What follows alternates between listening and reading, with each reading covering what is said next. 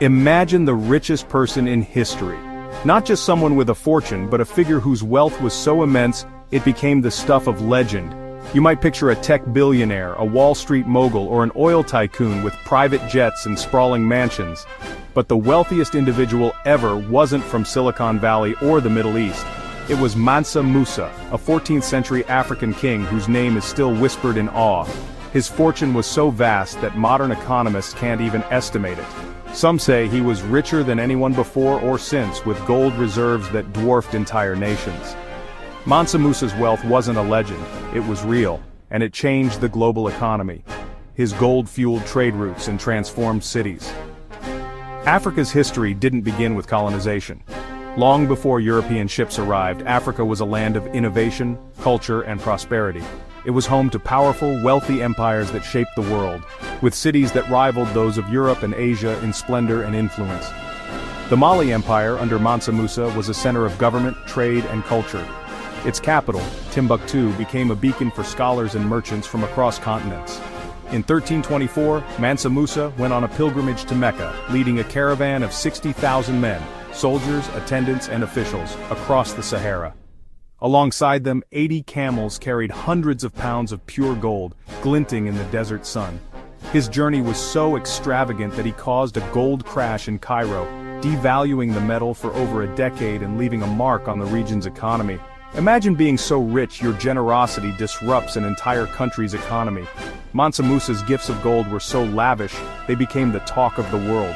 This journey put Mali on the map, literally. Suddenly the world's eyes turned to West Africa. European mapmakers began drawing a black king holding gold in West Africa, a symbol of unimaginable riches and power. Mansa Musa's story flips the script on what we know about Africa's past, challenging stereotypes and rewriting history books. It's not a myth, it's a reminder of a time when Africa was a global powerhouse, leading in wealth, knowledge, and culture.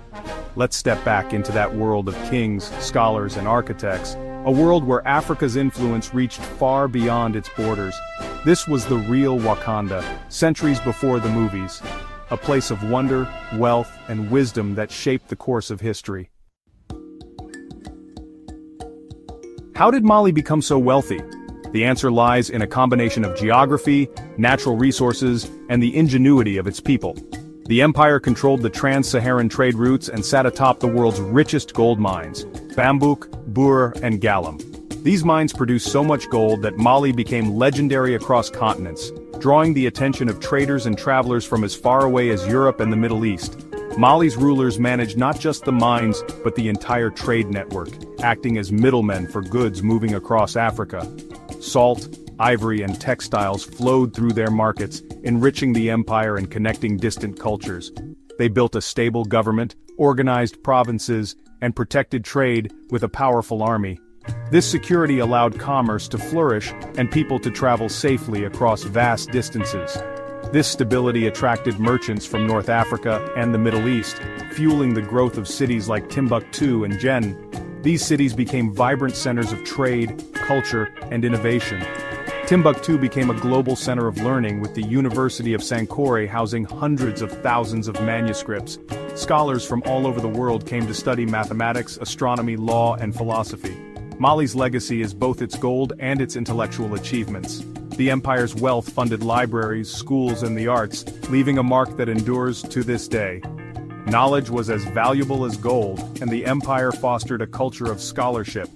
Generations of thinkers and teachers helped shape the intellectual landscape of West Africa. Mali's story is a reminder that Africa's history is one of wealth, power, and profound learning. Its influence reached far beyond its borders, inspiring future civilizations. Yet these achievements have been largely left out of mainstream history, often overshadowed by other narratives. It's time to change that, and to celebrate Mali's golden legacy, both in wealth and wisdom. Gold made Mali rich, filling its treasuries and dazzling the world with its abundance. The kingdom's gold was so famous that it drew traders and travelers from distant lands, eager to witness its wealth firsthand. But salt made it powerful, giving Mali control over a resource as vital as life itself in the harsh climate of West Africa. In the vast Sahara, salt was as valuable as gold, essential for survival, preserving food, and maintaining health. Without salt, life in the region would have been impossible. The north was home to the legendary salt mines while the south boasted rich gold fields, each region holding a treasure the other desperately needed. This fueled the legendary salt-gold trade, a network that became the backbone of Mali's prosperity and influence. Caravans braved the endless desert, journeying for weeks to trade salt for gold in Mali's bustling, vibrant markets, where cultures and goods mixed freely. Sometimes they used silent trade. Merchants would leave salt at a designated spot, and locals would return later to leave gold, all without a word spoken. Neither side ever met face to face, relying on a remarkable system of trust and mutual respect that kept the trade flowing. This system was built on trust and mutual need, forging connections that went beyond simple transactions. The trade routes didn't just move goods, they carried ideas, languages and religions across vast distances, shaping societies along the way. Islam spread through these interactions, and Mali's rulers, including the legendary Mansa Musa, converted, strengthening ties with the wider Muslim world and bringing new learning and culture to Mali. The salt-gold trade was more than business. It was a cultural bridge, connecting West Africa to the Mediterranean, the Middle East, and beyond. It wove Mali into the fabric of global history, making it a crossroads of commerce and culture. These exchanges shaped the region's identity, traditions, and influence, leaving a legacy that can still be felt today.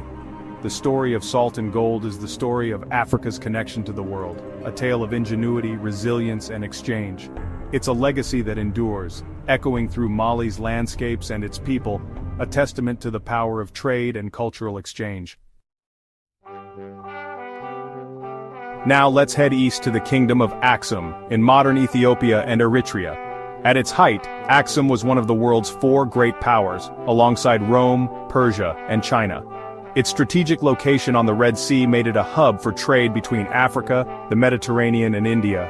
Aksum's port, Adulis, bustled with goods from across the world: ivory, emeralds, silk, and spices. The kingdom grew rich by taxing this trade and built monumental obelisks, the stelae, as symbols of power. The Great Stele, over 33 meters tall, remains an engineering marvel. In the 4th century, King Ezana converted Aksum to Christianity, making it one of the world's first Christian kingdoms. This move aligned Aksum with Rome and shaped Ethiopia's identity for centuries. The Ethiopian Orthodox Church still carries this ancient legacy. Aksum's story is one of trade, architecture, and enduring faith. Aksum was more than monuments and trade, it was a sophisticated state. It minted its own gold, silver, and bronze coins, stamped with the king's image and symbols of power. These coins traveled the world, spreading Aksum's influence from Rome to India. The shift from pagan symbols to the Christian cross on coins marks Aksum's embrace of a new faith. Aksum's architecture used stone and wood, with earthquake-resistant designs still seen in Ethiopia's oldest churches. They built reservoirs and dams showing advanced engineering. Aksum's adoption of Christianity led to the legend that the Ark of the Covenant rests in Ethiopia. Whether fact or myth, this story is central to Ethiopian identity. Aksum's spiritual and architectural legacy endures to this day. It's a testament to Africa's ancient ingenuity and faith. Now, journey south to Great Zimbabwe, a city that defies stereotypes about Africa's past. Built between the 11th and 15th centuries, Great Zimbabwe was the capital of a powerful kingdom. Its massive stone walls, built without mortar, are a marvel of engineering. The Great Enclosure, the largest ancient structure south of the Sahara, stands as a silent testament to its builders, the ancestors of the Shona people. Great Zimbabwe thrived on gold and ivory trade, connecting to the Indian Ocean world. Archaeologists have found Chinese porcelain and Persian pottery among its ruins. The city was a commercial hub, not an isolated outpost. The king ruled from the hill complex, overseeing a complex hierarchical society.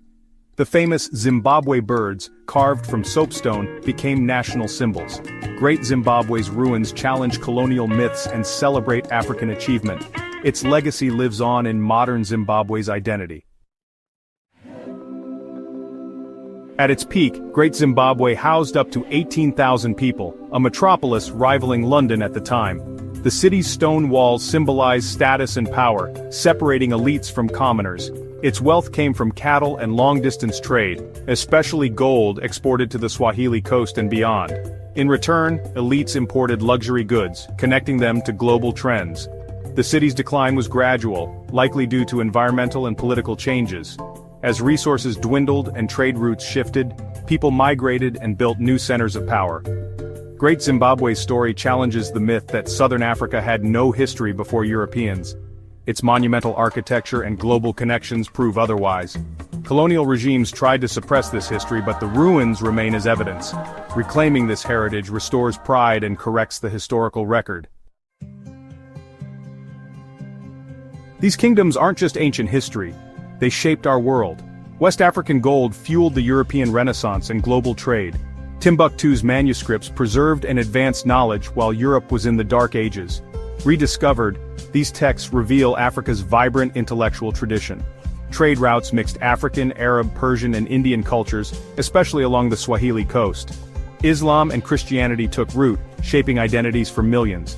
African ideas, music, and art traveled the world, influencing distant cultures. These empires had advanced governance, law, and diplomacy. Their existence counters the myth of a disorganized, tribal Africa. Their legacy inspires modern nations to reclaim their stories. Why don't we hear these stories? Because they didn't fit the narrative used to justify slavery and colonization. Africa's achievements were erased or misattributed to support exploitation. The ruins of Great Zimbabwe were credited to outsiders. Timbuktu's scholarship was dismissed. This erasure shaped how the world, and Africans themselves, viewed the continent. But the evidence remains: stone cities, ancient manuscripts, and enduring faith. Scholars are reclaiming this history, restoring Africa's place in our shared story. Uncovering these kingdoms isn't rewriting history, it's revealing what was always there. Their stories enrich our understanding of humanity's diversity and achievement. Greatness and innovation have never belonged to just one continent. Remembering Africa's lost kingdoms is a choice, and it's time we choose to remember.